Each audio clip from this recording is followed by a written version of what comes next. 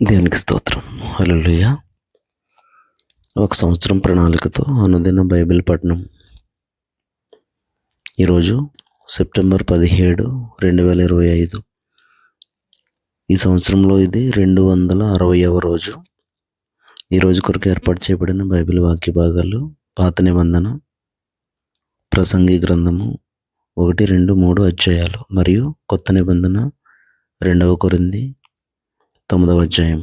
మొదటిగా ప్రసంగి 1వ అధ్యాయం. దావీదు కుమారుడును యెరూషలేములో రాజునై ఉండిన ప్రసంగి పలికిన మాటలు. వ్యర్థము వ్యర్థమని ప్రసంగి చెప్పుచున్నాడు. వ్యర్థము వ్యర్థము, సమస్తము వ్యర్థమే. సూర్యుని క్రింద నరులు పడుచుండు పాటు అంతటి వలన వారికి కలుగుచున్న లాభమేమి? తరము వెంబడి తరము గతించిపోవచున్నది. భూమి ఒకటే ఎల్లప్పుడూ నిల్చున్నది. సూర్యుడు ఉదయించును, సూర్యుడు అస్తమించును. తాను ఉదయించు స్థలము మరలా చేరుటకు త్వరపడను. గాలి దక్షిణమునకు పోయి ఉత్తరమునకు తిరుగును. ఇట్లు మరలా మరలా తిరుగుచు తన సంచార మార్గమున తిరిగి వచ్చును. నదులన్నీ సముద్రంలో పడను, అయితే సముద్రము నిండుట లేదు. నదులు ఎక్కడ నుండి పారివచ్చునో అక్కడికి అవి ఎప్పుడునూ మరలిపోవును. ఎడతెరిపి లేకుండా సమస్తము జరుగుచున్నది. మనుష్యులు దాని వివరింపజాలరు. చూచుట చేత కన్ను తృప్తి పొందుకున్నది, వినుట చేత చెవికి తృప్తి కలుగుటలేదు. మునుపు ఉండినదే ఇక ఉండబోవున్నది, మునుపు జరిగినదే ఇక జరగబోవున్నది. సూర్యుని క్రింద నూతనమైనది ఏదియూ లేదు. ఇది నూతనమైనదని ఒక దాని గూర్చి ఒకడు చెప్పును. అదియును మనకు ముందుండిన తరములలో ఉండినదే. పూర్వులు జ్ఞాపకమునకు రారు. పుట్టబోవు వారి జ్ఞాపకము ఆ తర్వాత ఉండబోవు వారికి కలగదు. ప్రసంగినైన నేను యెరూషలేమునందు ఇశ్రాయేలీయుల మీద రాజునై ఉంటిని.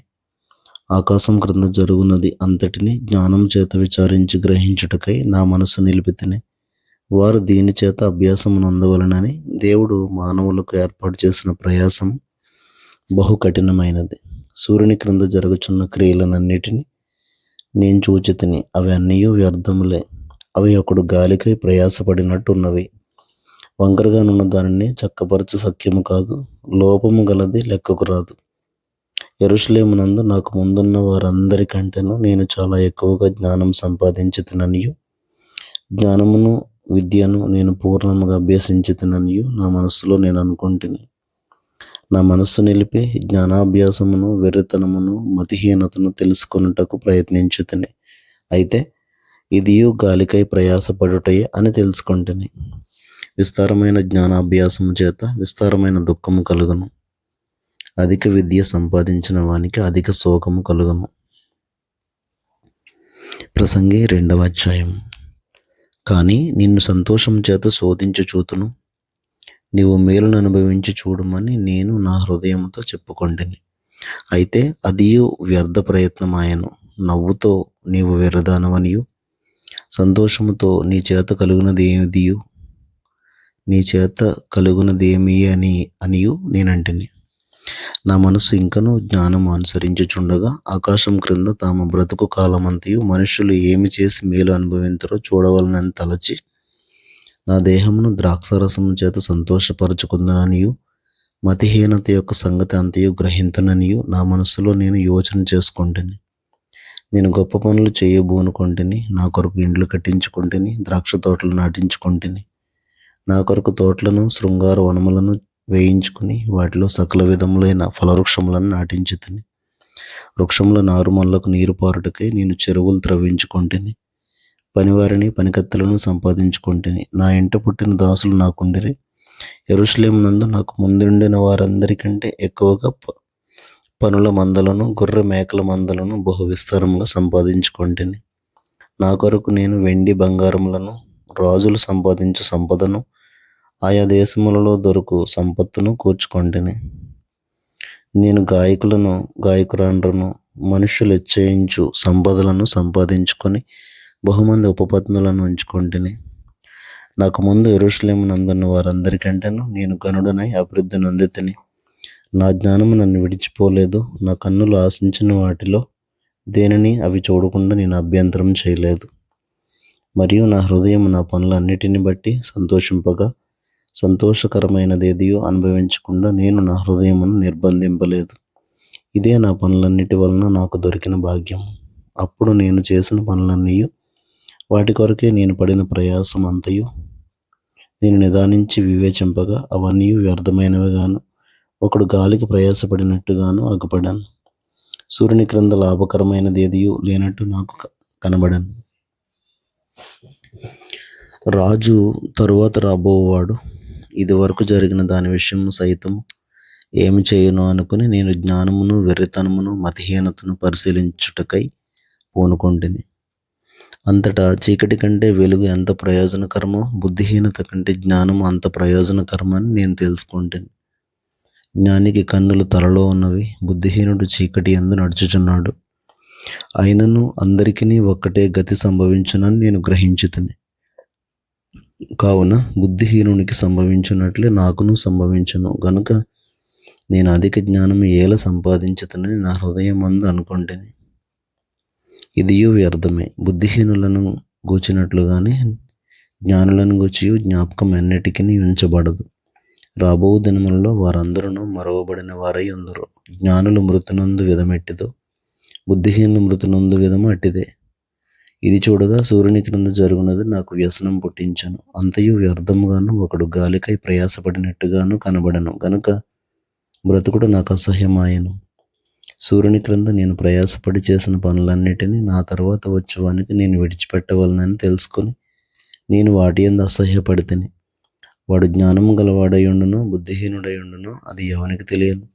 అయితే సూర్యుని క్రింద నేను ప్రయాసపడి జ్ఞానము చేత సంపాదించుకున్న నా కష్టఫలం అంతటి మీదను వాడు అధికారి అయి ఉండును. ఇదియును వ్యర్థమే. కావున సూర్యుని క్రింద నేను పడిన ప్రయాసం అంతటి విషయమే నేను ఆశ విడిచిన వాడనైతిని. ఒకడు జ్ఞానముతోనూ తెలివితోనూ యుక్తితోనూ ప్రయాసపడి ఏదో ఒక పని చేయను.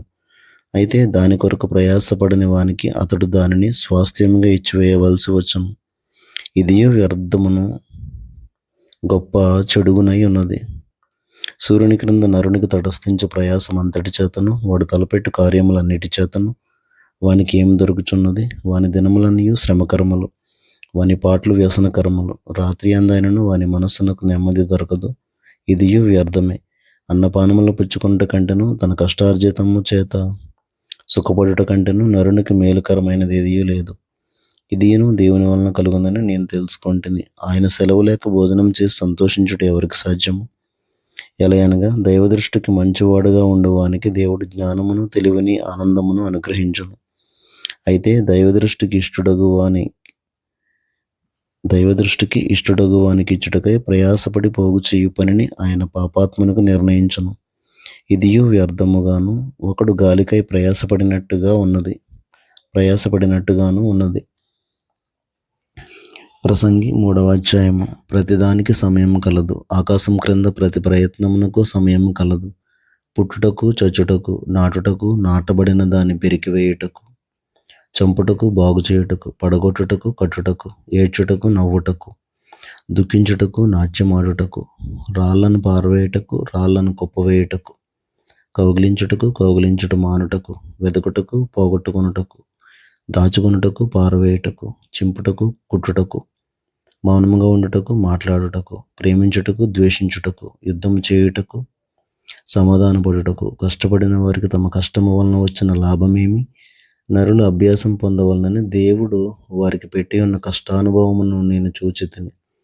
దేని కాలమునందు అది చక్కగా నుండునట్లు సమస్తమును ఆయన నియమించి ఉన్నాడు. ఆయన శాశ్వత కాల జ్ఞానమును నరుల హృదయం అందించి ఉన్నాడు గాని దేవుడు చేయు క్రియలను పరిశీలనగా తెలుసుకున్నట్టుగా అది చాలదు.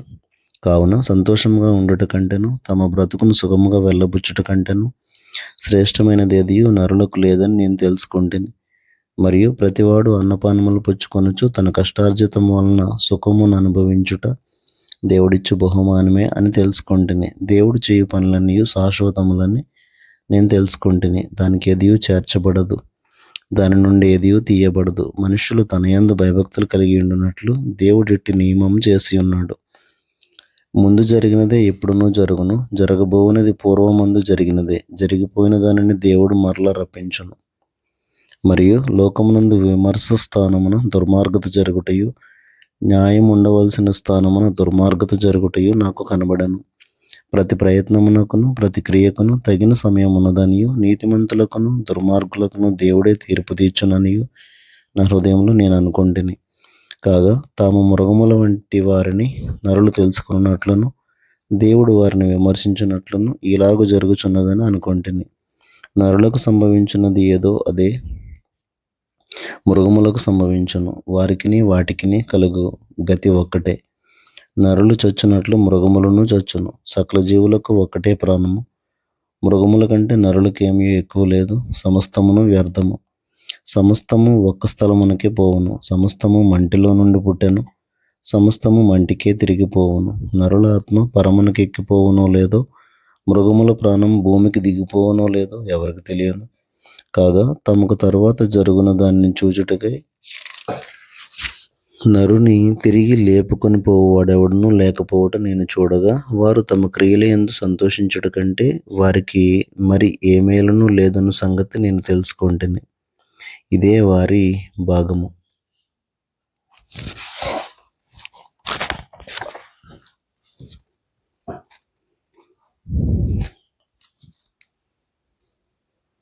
కొత్త నిబంధన రెండవ అపోస్తలుడైన పౌలు కొరింథీయులకు రాసిన 2వ పత్రిక 9వ అధ్యాయము 15 వచనాలు. పరిశుద్ధుల కొరకైన ఈ పరిచర్యను గూర్చి మీ పేరు వ్రాయుటకు నాకు అగత్యం లేదు. మీ మనస్సు సిద్ధమై ఉన్నదని నేను ఎరుగుదును. అందువలన సంవత్సరము నుండి అకయ సిద్ధపడి ఉన్నదని చెప్పి నేను మిమ్మల్ని గూర్చి మాసిదోనియా వారి ఎదుట అతిశయపడుచున్నాను. మీ ఆసక్తిని చూచి అనేకులు ప్రేరేపింపబడిరి. అయితే మిమ్మల్ని గూర్చిన మా అతిశయము ఈ విషయంలో వ్యర్థము కాకుండానట్లు నేను చెప్పిన ప్రకారము మీరు సిద్ధముగా ఉండుటకై ఈ సహోదరులను పంపితిని. మీరు సిద్ధపడని యెడల ఒకవేళ మాసిదోనియా వారు ఎవరైనాను నాతో కూడా వచ్చి మీరు సిద్ధంగా ఉండకపోవట చూచిన యెడల ఈ నమ్మిక కలిగి ఉన్నందుకు మేము సిగ్గుపరచబడుదుము, మీరును సిగ్గుపరచబడుదురని ఇక చెప్పనేలా. కావున లోగడ ఇచ్చదమని మీరు చెప్పిన ధర్మము పిసినితనముగా ఇయ్యక ధారాళముగా ఇయ్యవలనని చెప్పి సహోదరులు మీ వద్దకు ముందుగా వచ్చి దానిని జమ చేయుటకై వారిని హెచ్చరించుట అవసరమని తలంచితిని.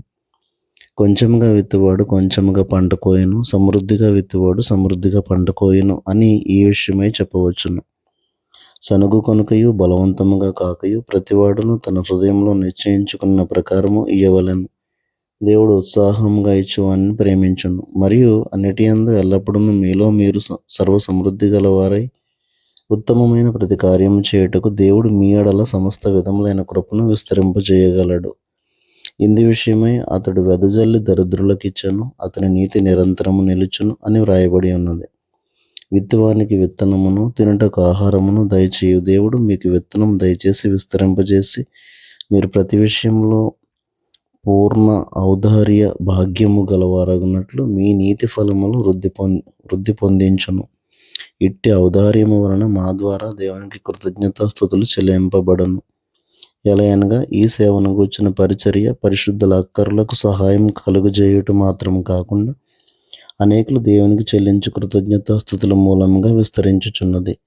ఎలాగనగా క్రీస్తు సువార్తను అంగీకరింతమని ఒప్పుకొనుట యందు మీరు విధేయులైనందుచేతను వారి విషయమున అందరి విషయమును ఇంత ఔదార్యముగా ధర్మము చేసినందుచేతను ఈ పరిచర్య మూలంగా మీ యోగ్యత కనబడినందున వారు దేవుని మహిమపరచుచున్నారు. మరియు మీ ఎడల దేవుడు కనబరిచిన అత్యధికమైన కృపను చూచి మీరు మీ నిమిత్తమై ప్రార్థన చేయుచు మిమ్మల్ని చూడవలనని ఎక్కువ కోరిక గలవారై ఉన్నారు.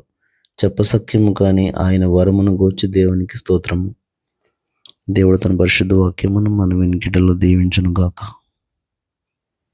ఆమెన్.